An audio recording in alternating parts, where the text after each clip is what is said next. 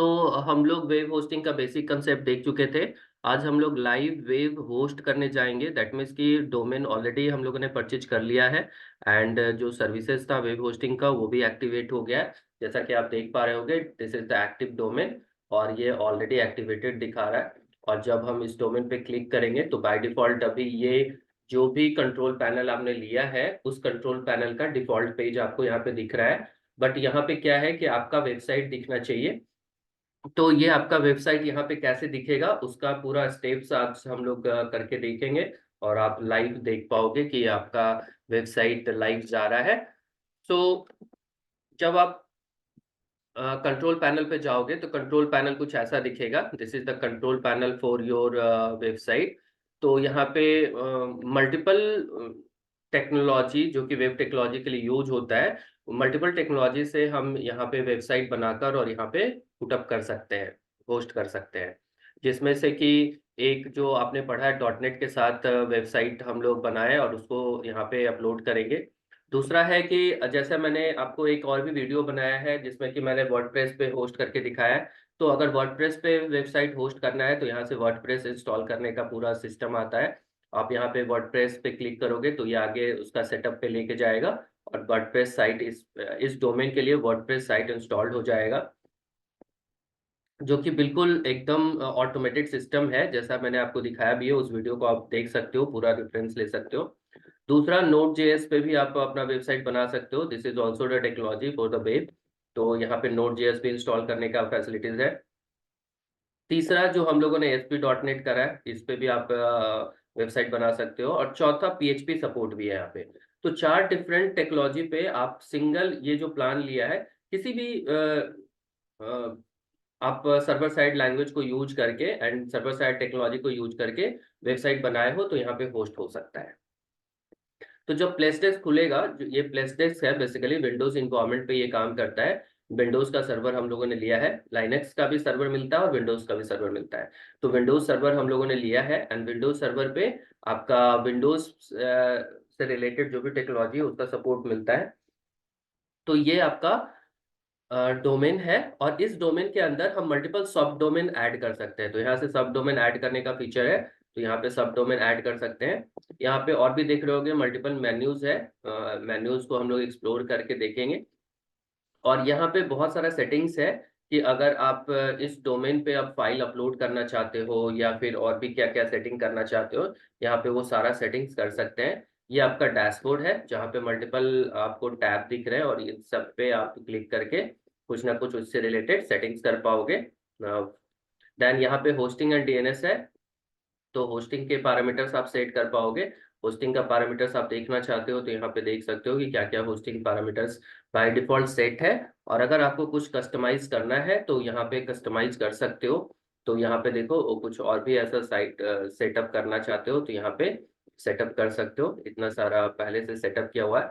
Microsoft.NET का यहाँ पे 4.7.2 वर्जन जो कि लेटेस्ट अभी इसके पास इंस्टॉल्ड है वो आपको चल रहा है। वेब स्पेस जो क्रिएट हुआ है वो वेब स्पेस है। रिमोट डेस्कटॉप कनेक्शन के लिए भी आप कर सकते हो अगर आपका उस तरह से है। अभी लॉगिन प्रोहिबिटेड है, मतलब रिमोटली हम एक्सेस नहीं कर सकते इसको। तो ये बहुत सारा सेटिंग्स है जो आप यहाँ पे कर सकते हो। फिर है कि मेल, अगर मेल आईडी बनाना है तो मेल अकाउंट यहाँ पे क्रिएट करोगे। जो भी मेल अकाउंट आपको सर्विस के साथ मिला होगा, जो भी सर्विस आपने खरीदा है उस सर्विस के साथ आप यहाँ पे मेल अकाउंट क्रिएट कर सकते हो। तो डैशबोर्ड पे आते हैं और यहाँ पे जो बेसिकली सबसे ज्यादा इंपॉर्टेंट अभी हम लोग के लिए है दैट इज फाइल्स। यहाँ से हम लोग फाइल अपलोड करेंगे।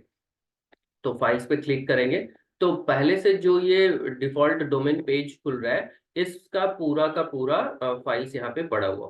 तो जैसे ये फाइल्स वाला पूरा स्क्रीन ओपन होगा तो आप देख पाओगे कि यहाँ पे जो भी उससे रिलेटेड फाइल्स है ये पड़ा हुआ है। देखो ये सारा फाइल्स पड़ा हुआ है। तो बेसिकली index.html फाइल है जो कि ये डिफॉल्ट पेज पे ओपन हो रहा है। बट हमको क्या करना है, हमको अपना वेबसाइट यहाँ पे अपलोड करना है। तो ग्रुप 1 का जो वेबसाइट है, ग्रुप 1 का वेबसाइट ऑलरेडी मैंने डाउनलोड कर रखा है और ये वेबसाइट है ग्रुप 1 का। तो ग्रुप 1 का जो होम पेज है आप देख सकते हो, लोकल पे ये चल रहा है। तो ये वेबसाइट अभी हम लोग अपलोड करेंगे। तो वेबसाइट जैसे कि ये जिप फोल्डर हमको मिला है तो ये पूरा का पूरा जिप फोल्डर हम यहाँ पे अपलोड कर रहे हैं।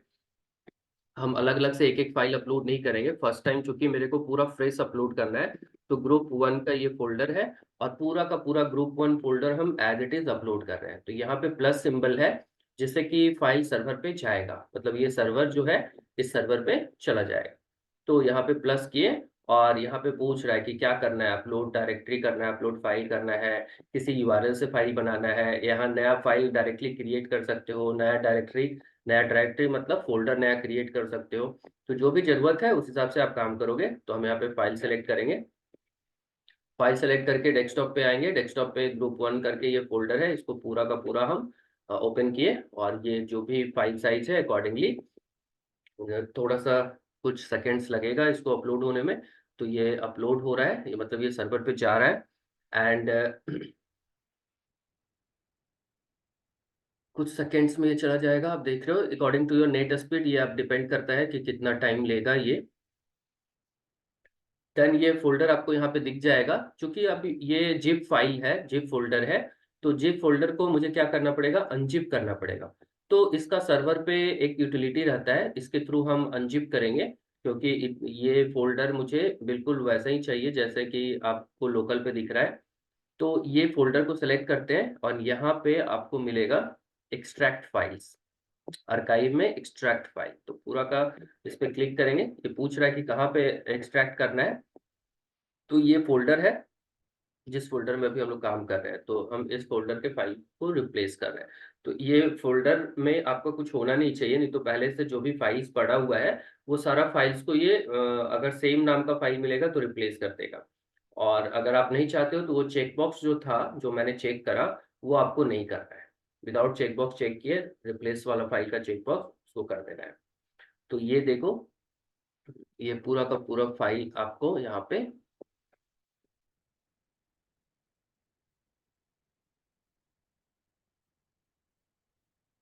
ये पूरा फोल्डर क्रिएट हो गया, आ गया। This is the group one folder.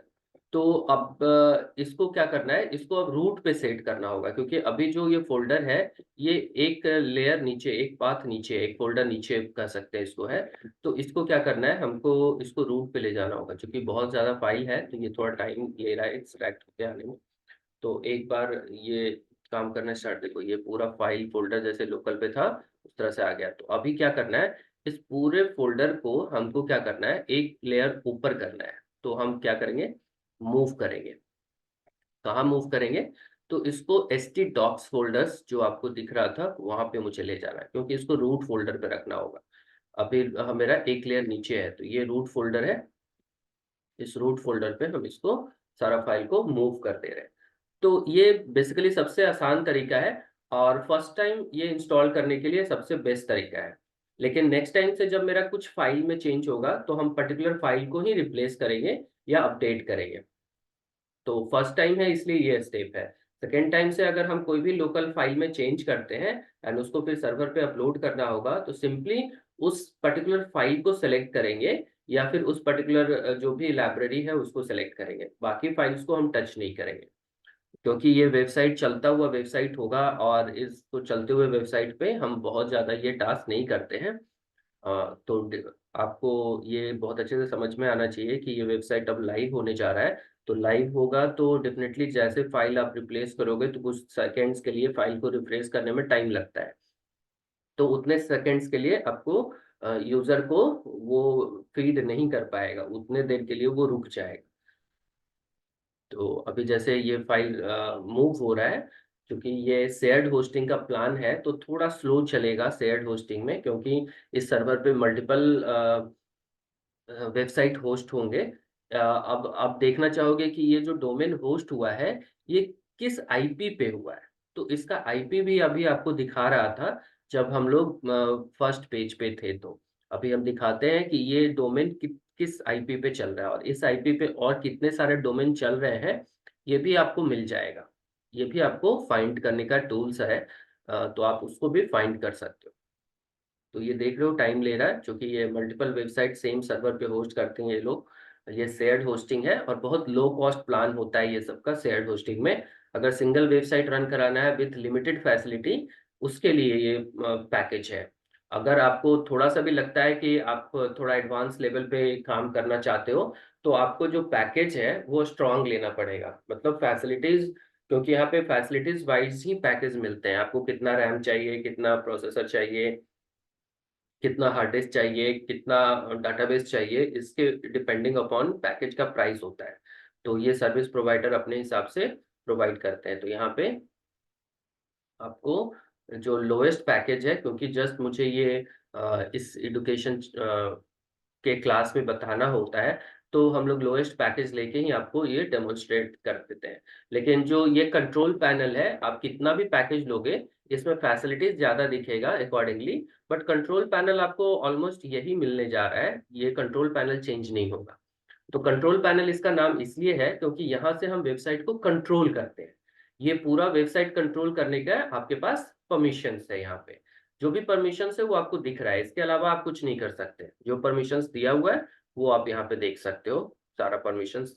एक एक कुछ परमिशंस को मैं एक्सप्लोर करके बताऊंगा कि क्या क्या परमिशंस आपको मिला हुआ है, और ये उसमें हम क्या सेट कर सकते हैं। कुछ सेटिंग्स हम लोग को करना भी पड़ेगा, तो कुछ सेटिंग्स तो मैं करके ही दिखाऊंगा आपको कि यहाँ पे क्या क्या सेटिंग्स जो है वो इम्पोर्टेंट सेटिंग्स जो हमको करना चाहिए। जैसे कि अभी जो मेरा डिफॉल्ट पेज है, अभी डोमेन को हिट किया तो डिफॉल्ट पेज क्या आ रहा है, ये आ रहा है। ठीक है, तो अभी जब मेरा वेबसाइट होगा तो मेरा डिफॉल्ट पेज क्या होगा, मतलब डिफॉल्ट पेज करने का मतलब होम पेज क्या होगा, तो वो होम पेज मुझे बताना पड़ेगा। तो होम पेज कैसे बताते हैं, इसको कैसे पता लगता है कि ये ही फर्स्ट फाइल है। फर्स्ट फाइल का कहने का मतलब होम पेज है, जो कि जैसे ही किसी ने डोमेन को हिट किया तो डोमेन का जो first file, that is home page file, जो कि डिफॉल्ट सेटिंग के थ्रू होता है, वो फाइल यूजर को दिखना चाहिए। तो कैसे दिखेगा वो, ये थोड़ा कुछ ज्यादा ही टाइम ले लिया, इतना टाइम ले लगता नहीं है, मतलब इसके सर्वर पे कुछ ज्यादा ही लोड है, जिस कारण से ये आपका देखो बोल रहा है कि ये ऑलरेडी एग्जिस्ट कर रहा है और अनेबल टू मूव बोल रहा है। तो ये बाकी का भी मूव नहीं कर पाया, क्या किया ये, नहीं बाकी का डाटा मूव कर दिया और सिर्फ इसको मूव नहीं कर पाया, बाकी आपका रूट फोल्डर पे आ चुका है। तो अब जब इसको ओपन करोगे ना, तो आपको देखो ये एरर दिख रहा है। अभी आपका होम पेज दिख रहा था, अब क्या दिख रहा है, ये एरर दिख रहा है। क्यों दिख रहा है, क्योंकि अभी जो वेब डॉट कॉन्फ़िग फाइल था ये मेरा मूव नहीं हो पाया। Web dot config file configuration file होता है और ये मूव होना बहुत जरूरी है। तो ये जो वेब डॉट कॉन्फ़िग फाइल है, इसको हम क्या करते हैं, डिलीट कर देते हैं। और इसका एक डिफॉल्ट फाइल था, इसका index dot H T M L, ये भी मैं डिलीट करता हूँ, तो ये रिमूव कर देता हूँ क्योंकि ये फाइल अब भी मुझे नहीं चाहिए। ये जो डोमेन था उस डोमेन का डिफॉल्ट जो, जब भी हम डोमेन खरीदते हैं तो डिफॉल्ट इसका एक पैकेज इंस्टॉल्ड हो जाता है और वही शो करता है। अभी हमको क्या चाहिए, अभी हमको जो इस फोल्डर में पड़ा हुआ फाइल है वो फाइल चाहिए वेब डॉट कॉन्फिग में। तो ये वेब डॉट कॉन्फ़िग अगेन मुझे क्या करना पड़ेगा, मूव करना पड़ेगा टू रूट फोल्डर, ताकि ये जो एरर है, क्योंकि ये वेब डॉट कॉन्फ़िग फाइल का ही एरर है और कॉन्फ़िगरेशन मिसमैच है, तो कॉन्फ़िगरेशन मिसमैच नहीं होना चाहिए। तो ये जो वेब डॉट कॉन्फ़िग फाइल है इसको मूव करेंगे हम लोग एसटीटी डॉक्स फोल्डर में, HTTP docs folder, HTTP docs folder को सेलेक्ट किए और यहाँ पे मूव कर दिए। तो वो जो particular web dot config file है उसको मूव कर दिए। ये आपका पूरा वेबसाइट का कॉन्फ़िगरेशन को रखता है, आप बहुत सारा सेटिंग्स कॉन्फ़िगरेशन में कर कर और यहाँ पे रख सकते हो। तो अब ये जो फाइल है ये भी आपका रूट फोल्डर पे चला गया है।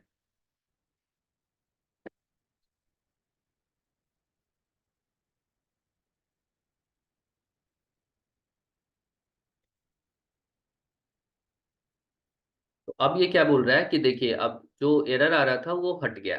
अब ये क्या बोल रहा है कि जो रिसोर्स आप देख रहे हो वो अवेलेबल नहीं है। रिसोर्स अवेलेबल नहीं है का क्या मतलब है कि बेसिकली यहाँ पे इसने होम पेज का जो नाम रखा है ना, जो ग्रुप वन है, ग्रुप वन का जो होम पेज है उसने डिफॉल्ट कोई नाम रखा ही नहीं। डिफॉल्ट कहने का मतलब कि जनरली डिफॉल्ट पेज का नाम होता है index.html या home.html या default.html। तो इसने तीनों नाम नहीं रखा है, इसने होम स्पेस और कुछ ऐसा नाम रखा है। इसका जो होम पेज है home space page dot H T M L. तो अब ये मुझे सर्वर को बताना पड़ेगा कि यहाँ पे जो डिफॉल्ट पेज है ये home dot H T M L नहीं है, home page dot H T M L. जैसे अभी हम यहाँ पे खोल सकते हैं, स्लैश करेंगे और home space page dot H T M L लिखेंगे ना, तो ये अब आपका ओपन हो जाएगा। दिस इज द, अब आप सभी लोग इसको ओपन करके देख सकते हो अपने डिवाइस पे। अब ये लाइव है, बट हमको क्या चाहिए कि ये जो डोमेन है इस डोमेन को जैसे ही कोई हिट करे तो ये होम पेज ऑटोमेटिकली उसको मिले, हमको टाइप करने की जरूरत है क्योंकि किसी को क्या पता होगा कि होम पेज क्या होगा। तो होम पेज पे चलते हैं, सेटिंग करते हैं, तो इस डोमेन पे जाएंगे एंड डोमेन पे आपको मिलेगा यहाँ पे ASP.NET सेटिंग्स, क्योंकि ASP.NET पे हम लोगों ने पूरा कर रखा है।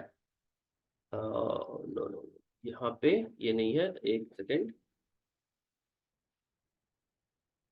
यहाँ पे आपको मिलेगा वर्चुअल डायरेक्टरी, वर्चुअल डायरेक्टरी में हम लोग जाएंगे एंड यहाँ पे होम पेज का डिफॉल्ट पेज का सेटिंग करेंगे। डिफॉल्ट पेज का सेटिंग्स आपको करना पड़ेगा, जब तक आप करोगे नहीं तब तक आपको यहाँ पे ये डिफॉल्ट पेज कौन सा है ये पता नहीं लगेगा। तो डिफॉल्ट पेज आपको अब सेट करने के लिए आ रहा है। ये काफी स्लो सर्वर है क्योंकि शेयर्ड सर्वर पे ऐसे ही झेलना पड़ता है। शेयर्ड सर्वर आपको बहुत अच्छा परफॉर्मेंस नहीं देता है, तो शेयर्ड सर्वर पे जाने का मतलब है कि आपको ये सब देखना पड़ेगा।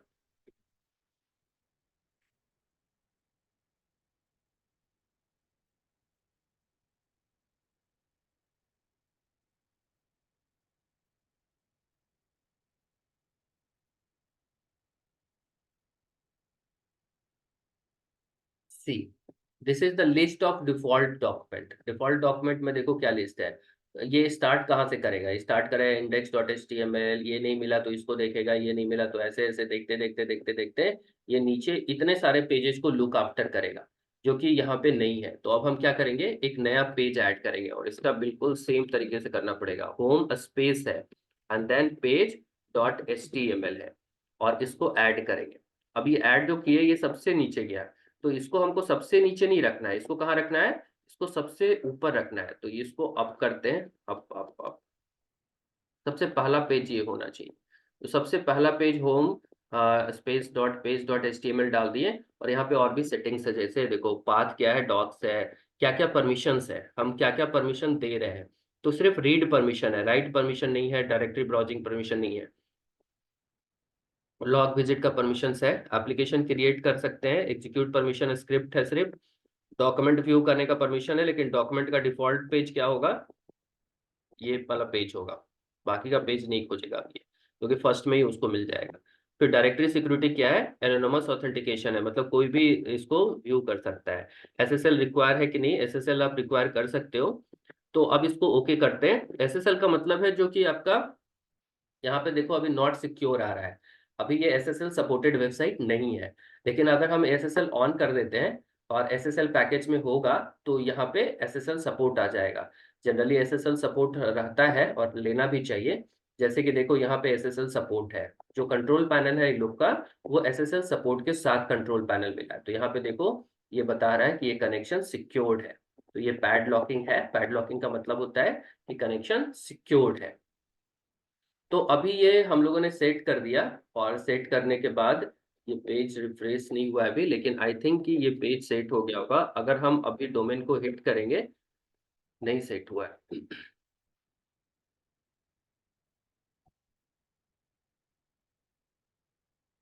तो अब इस ब्राउजर को आई थिंक कि बंद करते हैं और इसको फिर से हिट करते हैं।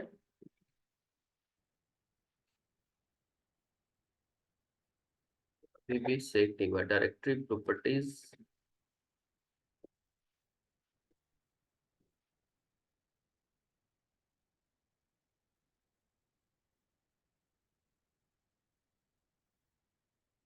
थिंक ये स्पेस है पेज में, इसलिए भी नहीं हो रहा है। इसका पेज का नाम ना आई होप कि चेंज करना पड़ेगा, क्योंकि स्पेस ये लेता नहीं है जनरली, स्पेस नहीं होना चाहिए, एंड दैट इज वाई ये नहीं ले रहा है। क्योंकि डायरेक्टली अगर हम खोल रहे हैं तो ये पेज खुल रहा है, लेकिन यहाँ पे क्योंकि ये स्पेस के साथ है इसलिए ये शायद उसको होम पेज नहीं कर पा रहा है। तो हम इसका नाम चेंज कर रहे हैं, और वहां पे भी इसको रिमूव किए और इसका नाम होम डॉट HTML करते हैं, ऐड करते हैं, और उस पेज को जाकर रीनेम कर देंगे।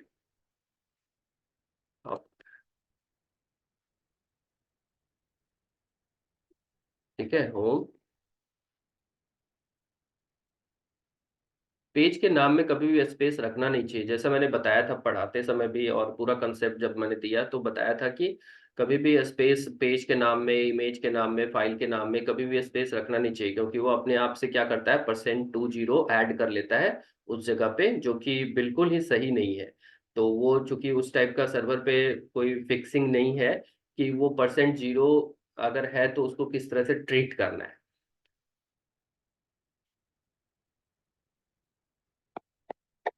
वेबसाइट ऑलरेडी खुल रहा है लेकिन होम पेज के साथ नहीं खुल रहा है, तो अभी हमको होम पेज कॉन्फ़िगर करना होगा। This is one time task actually, ये फर्स्ट टाइम ही शिफ्ट करना होता है, तो फर्स्ट टाइम कर देंगे देन ये आपका काम करना स्टार्ट हो जाएगा।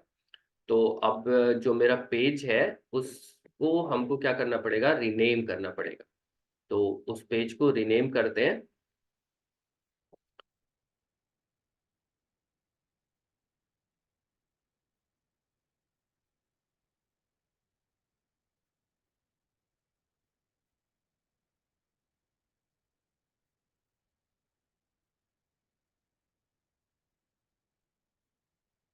ये फाइल लिस्ट आ गया, एंड फाइल लिस्ट में आप जो होम स्पेस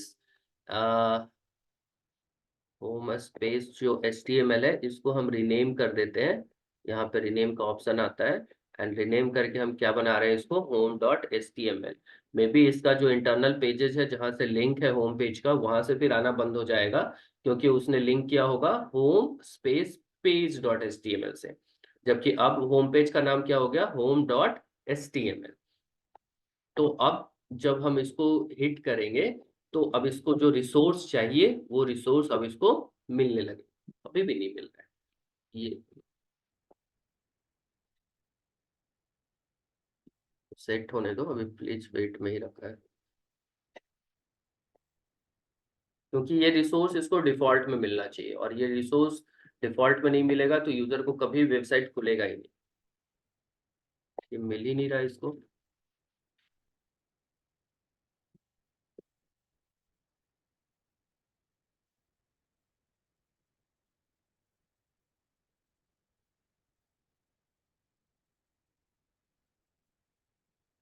ये पेज नहीं मिलेगा लेकिन ये पेज मिलना चाहिए।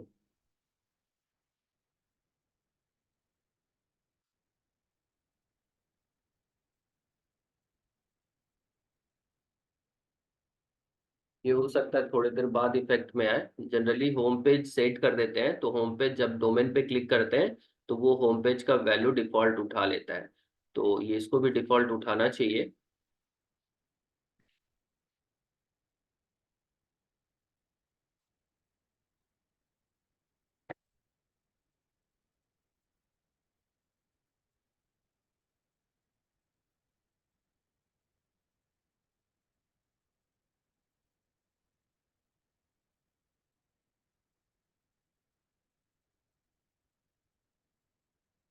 सही है, तो ठीक है, इस तरह से ये उठा लेगा होम पेज का वैल्यू, तो यहीं से उठाना चाहिए इसको। हो सकता है थोड़ा टाइम लगे इसको उठाने में, लेकिन ये आप अगर देखो आपका अगर काम कर रहा हो।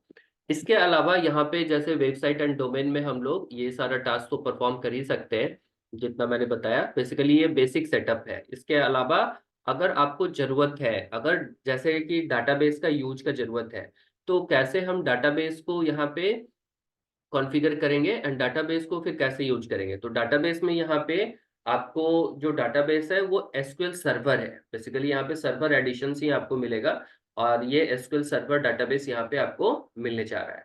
तो डाटाबेस अगर एसक्यूएल सर्वर है तो डाटाबेस कैसे कॉन्फ़िगर करते हैं, तो यहाँ पे जाएंगे, डाटाबेस पे क्लिक करेंगे,